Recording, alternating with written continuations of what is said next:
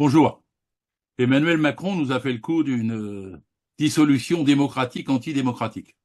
C'est le genre coup de force de la Ve République. 49-3 précipité. Élection à la cavalerie. On dirait que c'est McKinsey qui a décidé ça et non pas les instances de la République de la Ve. Puisque en vérité, Gérard Larcher, le président du Sénat, était contre.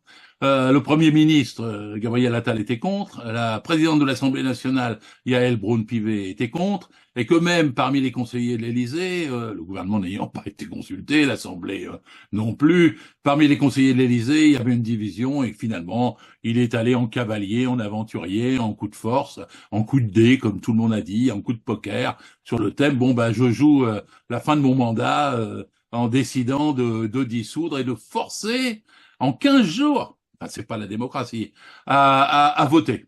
Bon, le problème, c'est qu'on est confronté à ça, c'est un coup de force brutal, et il faut faire avec. Alors, il espérait que, du coup, tout s'effondrerait et que seule la majorité macronienne présidentielle du centre, prétendue en même temps, l'emporterait. C'est le contraire qui se passe. En vérité, le macronisme se décompose entre l'UDI, le MoDem, le Horizon, LREM, tout ça, c'est Renaissance et pas ensemble. Ensuite, les LR, les Républicains, se décomposent aussi parce qu'ils ne savent pas que faire. Et la poussée du RN se confirme, puisque c'était eux qui avaient le vent en poupe avant l'élection européenne, qui n'était d'ailleurs pas une élection conçue pour déboucher sur une situation française de remaniement gouvernemental et politique immédiat. Et puis ensuite, après, qu'est-ce qui se passe? Il disait la gauche est divisée, et donc la gauche va se diviser et va perdre. Et là, c'est le contraire qui se produit.